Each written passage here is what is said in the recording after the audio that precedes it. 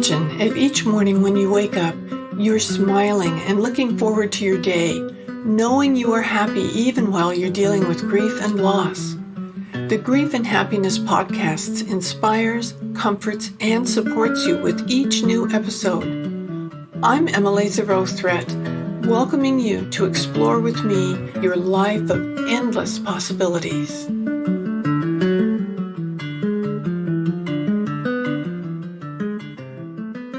Aloha. I'm so glad you came today because we've got a wonderful holiday podcast for you this time. That I'm just delighted with this book because although it's a book of a young woman dealing with grief, she's doing it in such a positive way, and you're going to just love it. So I want to introduce you to the author, Lisa Hepner, and tell us about you, Lisa. Yeah, thanks, Emily, for having me so much. Yeah, I'm primarily a screenwriter. I feel very blessed to have had 5 of my projects produced in the last few years. They're mainly Christmas romance. I have a summer romance. They've aired on Amazon, Roku, Up TV.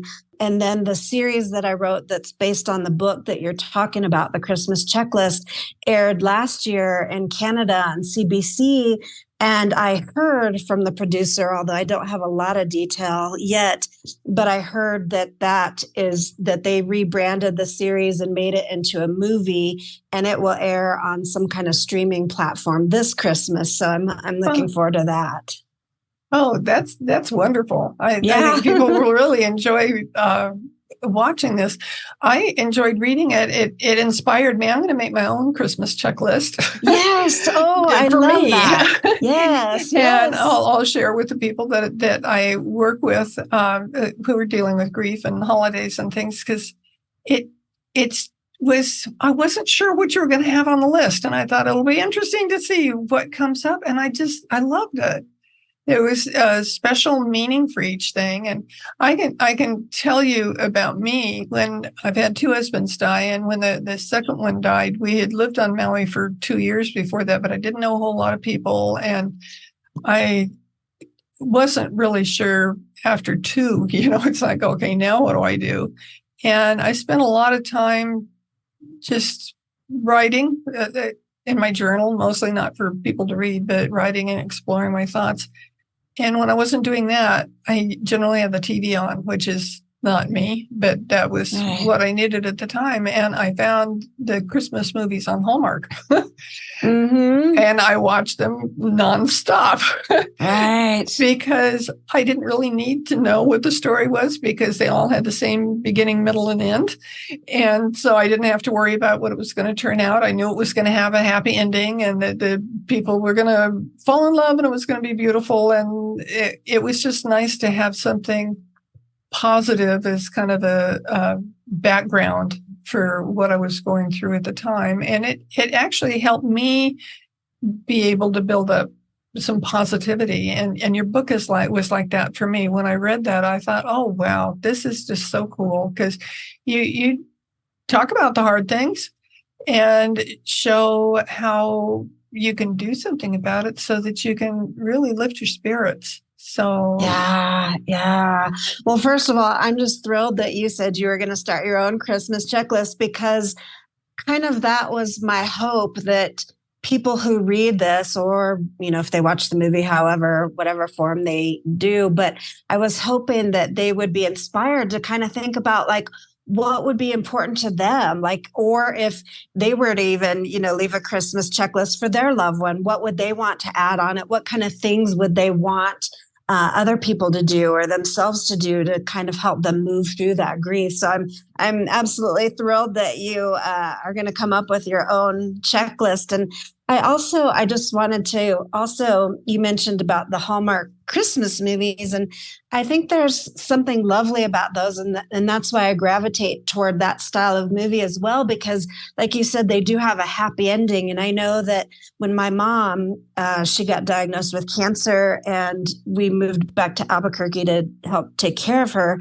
I know that during those grueling months and years of like her chemotherapy and all that she was going through, we would go upstairs and we would lie on her bed together and watch those Hallmark movies because that was our escape. That was our like happy ending.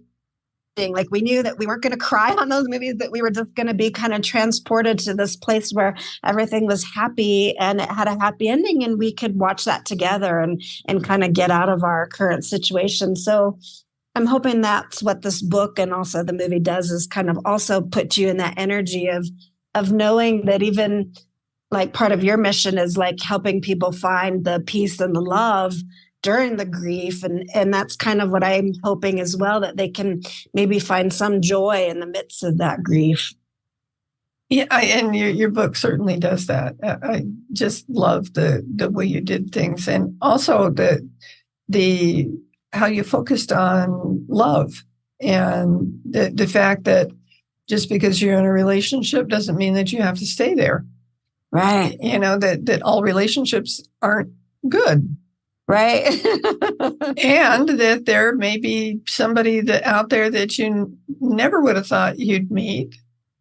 You know, one of the things that I do, because I have no intention of ever even going out on a date again, but it could happen. I'm not saying no, but never say never. Yeah, that's what happened after my husband Jacques died. I said, well, we had 22 years together and it was great. And I can't imagine anybody else having the same kind of relationship. And so I'm moving on to the next step in my life, whatever that would be. And sure enough, I met somebody and didn't mean to, you know, it just happened. And I'm so glad that I was able to be open to that when it came along. So, and that, I think that one of the themes of your book is being open to hope. Yes. Yes. Yeah. And I also think that, again, I didn't know much about grief until, you know, I was lucky to not have had a lot of experience with grief in my life until my mom, who was, you know, basically one of my best friends, passed.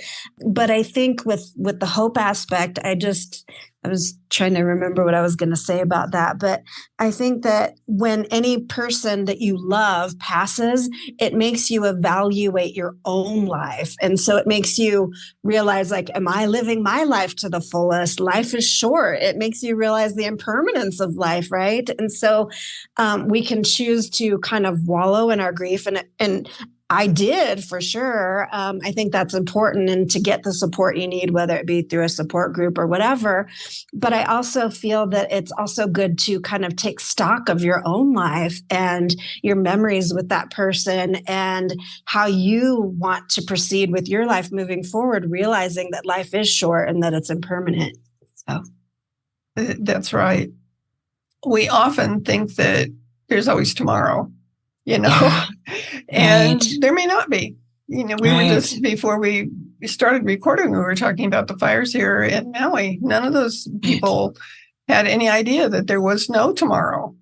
No. And it's, I think, important to think of the moment and focus on living in the moment. That's what my husband Ron and I did. That was, especially once we realized that he was having significant health challenges. We didn't focus on the challenges. We focused on the moment.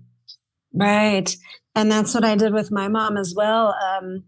You know, I knew when you get a diagnosis like that she got pancreatic cancer, I knew that was not a very positive diagnosis.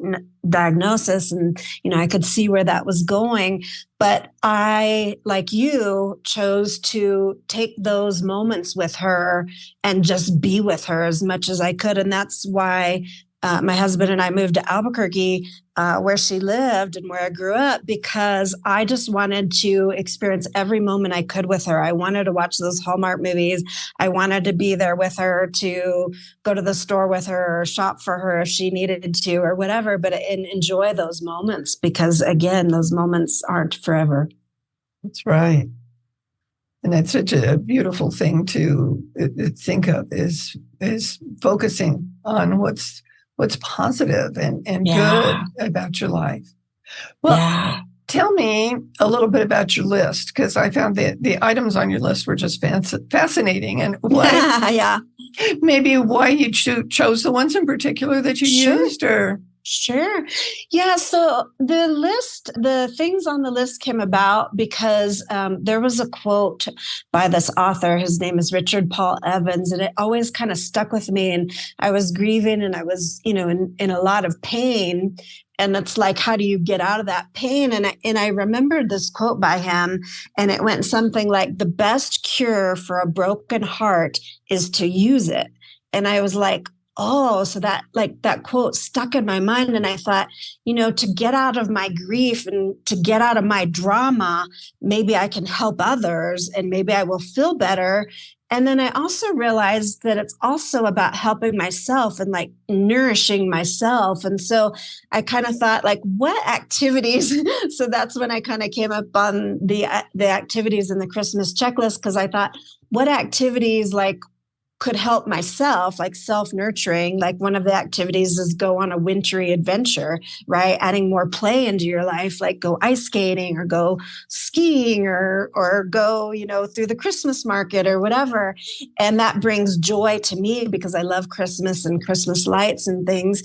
And so the list became about activities that kind of helped nourish your own soul, but that also helped, some of the items on the list also help you like give to others, so that, because I think giving to others kind of helps you get out of, whatever drama you're going through or whatever pain you're going through, and you're helping others. So it kind of takes you out of that. And it also makes you realize what you're thankful for. So that's kind of how the activities came to be on the list, is they were all about helping yourself and helping others. I love that, because when I saw Christmas list, I thought, oh, is this get your shopping done by a certain day, right. and right. that sort of thing? Because that didn't sound interesting to me at all. Yeah, right. and I just thought what you came up with was so creative, and then that's what inspired me to work on making my own list and encouraging others to make their own list. Yes. I'd love people to make their own list and share them, because I would love to hear what other people would put on their lists. Because those, again, were specific to kind of what I was thinking, but there are so many other things that are important with different people. Like things resonate different with different people. And so I'd love to hear about them. That sounds really neat. And you just inspired me on something else that I think I'll do. Yay. I'm one of those rare people that sends out Christmas cards. Yes. I love to do it. I've always done it, and I always make my own. And I love doing that. And I think I'm going to include in my Christmas card this year a short, and not a big long prescription, but a short Christmas list of, hey, trying doing this during the holidays, and I can just imagine the different kinds of things that I could put on there, and it'd be interesting. And I'll ask them, let me know what you did, and see if I get any response. That's one thing about writing Christmas cards these days. But not very many people write them, and not very many people send a card back or send a card when you send a card. So I might not necessarily hear what they do, but hopefully if I just inspire them anyway, that will be enough. Right. Well, and that's funny you mentioned that, because actually one of the activities on the checklist is send handwritten cards to those you love and let them know how you feel. Because I think in the days of texting and emails, we've lost that beauty, if you will, of like taking the time and, getting a card, picking out a card, and then with our pen and our handwriting and our thoughts, put that on paper and put a stamp on it and send it to someone. But I know if I were to get a handwritten card from someone, and I do occasionally, I get one from my mother-in-law, but, if I get a handwritten card, that just means something to me. It's like this person took the time to tell me how they're feeling or update about their life. So I think that's an important thing as well. I do too. It's something that's helped me a lot. One of the things that I did after my husband Ron died, about 6 months later, a very dear friend of his just dropped dead on his way home from work. Oh, gosh. And he was a lot younger than my husband. And we were family friends on the mainland before he moved over to Hawaii. And I was so concerned about his wife because I knew at her age, the last thing that would have been on her mind would be that her husband would die. And all of a sudden, Right. everything changed for her and for her children. Right. And so I thought I really wanted to do something, but I didn't know what it was going to be. And I decided that I would send her a card every week for the first year. Oh, that's beautiful. And Yes. Yes. I'm so glad I did it. She loved it. That's beautiful. As a matter of fact, when my first book came out, because my books actually were inspired by those cards that I wrote. And when my first book came out and we had the launch for it, she recorded a little video for me and she held up in her hand all the cards. She says, I keep them by my bedside. That made me have chills. Yeah. And I thought, I did the right thing. So I've gone a long way from that with doing them. I now have them published as like a box set, not like stationary cards, but like a card that you could put in an envelope if you wanted to send it to somebody, or you could just draw one out to read it for yourself. And I've had such wonderful comments on it that people just love the idea of this support for a year instead of just, you know, some flowers that die in a few days. Right. And I think you bring up a good point because I know I experienced that as well. And I think this is very common in the grief community is that if people that are listening to this podcast are looking for ways to support others that are grieving, right? That's a wonderful way because I had the same experience in the sense of, you know, people were very supportive, right? When it happened, like, oh, I'm so sorry for your loss. The sympathy cards came in and the texts and the calls came in to check on for a couple weeks.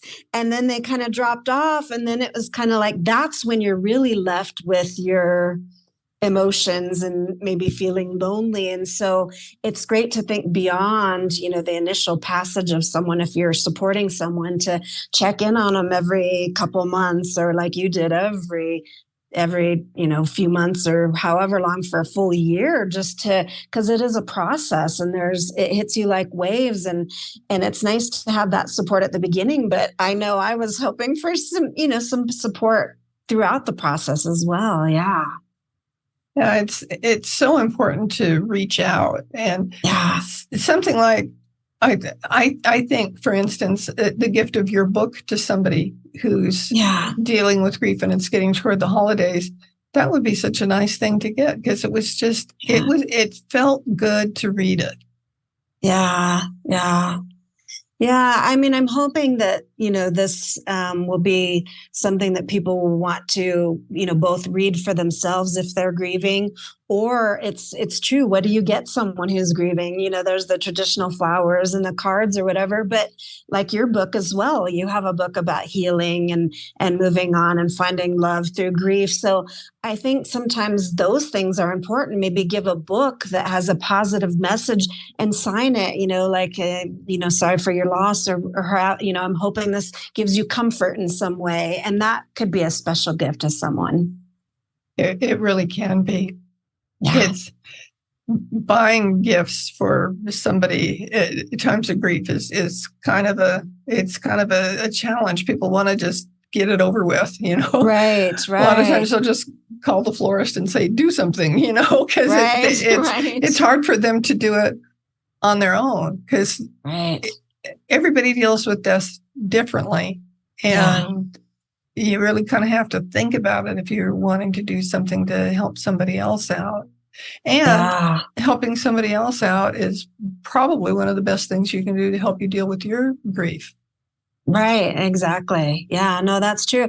And kind of in the characters, and you probably noticed from the book, but I kind of tried to convey some of kind of the way I wanted to be supported through the characters in my book. And the character that, you know, she ends up falling in love with, without giving too much away, without giving too many spoiler alerts away.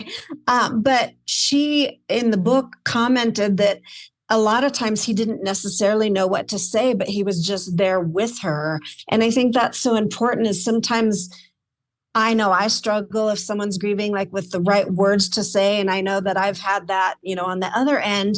And I think really for me at least, and I put this in the character in the book, is that it's about just being there with someone. You don't have to know the right words to say, just be there for them. Just let them talk about their loved one, or just sit in silence with them and let them cry, or whatever they need at that time. Like, you don't have to fix it, but you just can be with them. And so I think that's also a gift that you can give to someone else, and, a gift that you would want as yourself, to just have someone be with you, give you a hug, just be there.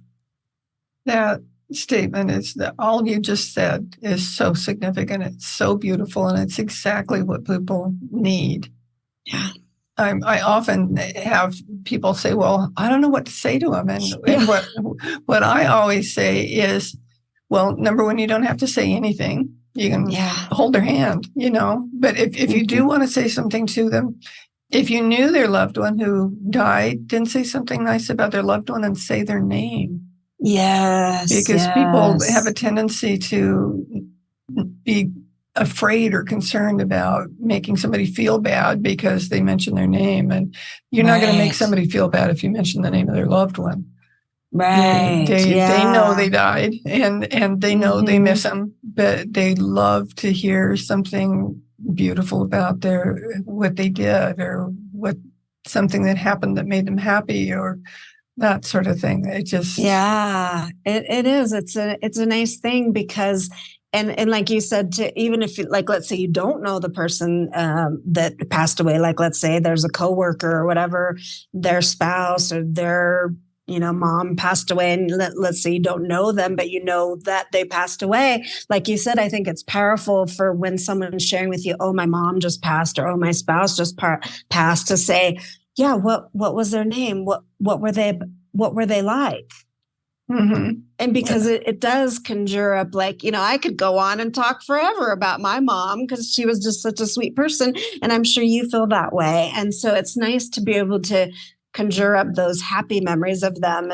And like you said, the name, I think, is so important. And I just found out about that recently, but that's such a good point. Yeah.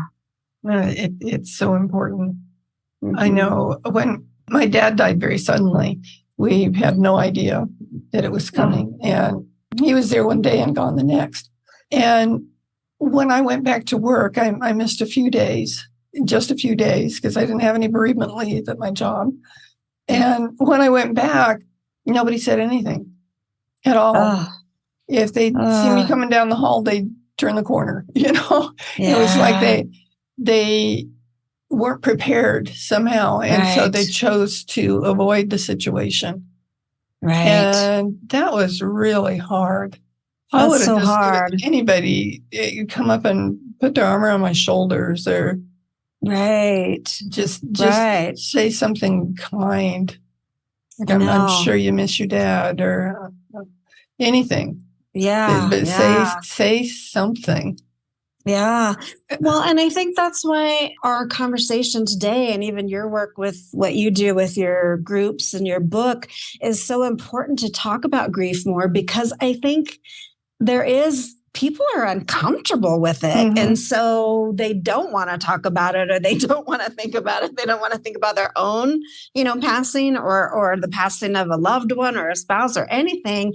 It's just so awkward for people. And so just to even have a podcast, or to have a book, or to have something that keeps the conversation going about it, because some people are so uncomfortable. We need to kind of move past that, and like you said, look for ways that we can help people, instead of trying to see you walking down the hall and avoid you, because it's like that person is grieving. And just like we talked about earlier, even if you don't know what to say, just go up, oh gosh, let me give you a hug. Mm-hmm. So, yeah. And if you cry or they cry, it's okay. Yeah. So many people are afraid about having somebody show their feelings, or showing their own feelings, that they choose to not do something instead. And that just bottles it up and makes it worse for both of you. Right. Yeah, no, definitely. And I think that is a good point to bring up, when we're talking about grief too, because obviously my story and your book, we're focusing on the positive of grief, but it's also at the same time important to allow those tears to come and to allow those emotions to come out when you need them. I was in bed crying like lots of times. I can't even count the many times that I just would cry, and that was important to my healing process. And so, yeah, I think it's important to let out the tears. And if you feel anger, if you feel sadness, whatever you feel, to let that out in an appropriate way, and also to seek help from, grief support groups or grief counseling if you need to as well. So, yeah. Oh, that's so important. It's always okay to seek help. And don't worry about anybody judging you, because who cares? Right. Take care of yourself. Right. That's just really important. I know in my book that just came out, there's one chapter in it that I kind of debated about whether I was going to put it in there or not, because I wasn't sure if people would relate to it. And it turns out to be the chapter that everybody mentions when they talk to me about my book. And the name of the chapter is Crying in the Car. Yeah. Because it seems like that's something everybody does and nobody talks about it. Well, it's funny when you said that, I was, even though I said I was lying on my bed crying, I was picturing the moments that I cried in the car too. Yeah. There's something about you truly are alone and isolated in the car, so you can kind of do whatever you want to do. And then the key is, when it really gets you, pull over. Right. Yeah. And go ahead and cry all you want to, because it helps. It truly does help. And don't judge yourself for crying or feeling that way. It's absolutely fine to do that. Right. And there's certain songs too that when you're driving, like, will come on the radio that were important to you. Maybe you listened to with your loved one, or they liked it, or it reminds you of them. And then all of a sudden you're driving and that song comes on and you just lose it. It's like, but that's okay. Yeah. It is. I had one song with Ron. One day I came home and he said, I heard the song, and it was back in the days when they were tape recorders. He said, I recorded it so that I could play it for you, because you just had to hear it because it's our song. And I said, okay. And the song was by Stevie Wonder, and the name of it is As.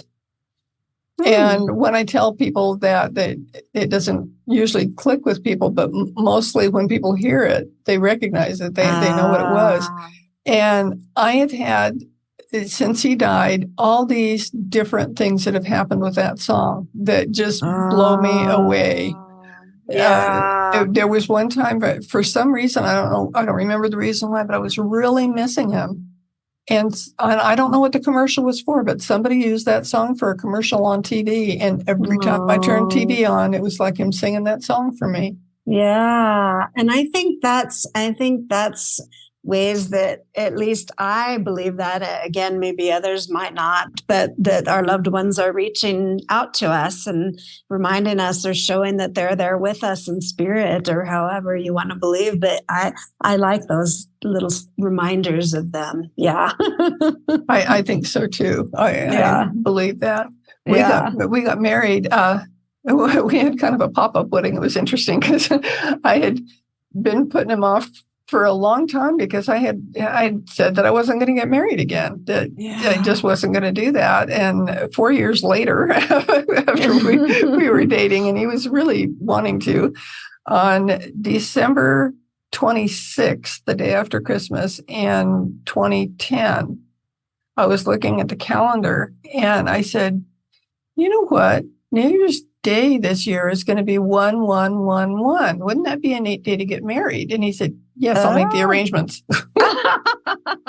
And so we put it together in a week, and we had a wedding. And so now every time I see 1111, that's our anniversary and our wedding date. And it's also all the time. Yeah, and I've read something, because I put that in either the book and also I experienced where I looked at the clock every time and it said 11:11, and it was like, and then I looked it up because it was happening so frequently, and someone from numerology or something said that meant your angels were watching over you. And whether you believe it or not, I was like, I like that. So I'm going to choose to believe that every time I look at the clock and it has those numbers, that's my mom or whoever, Yeah. Like I say, hi, Mom. Yeah. Thanks for reaching out, I say hi, Ron, all the time. Yeah.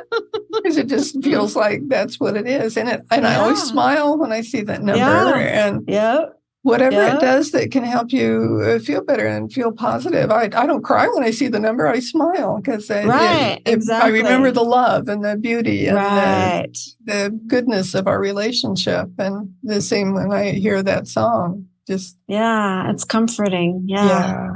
I think I'm going to have to play it after this podcast is over. Nice. Yeah.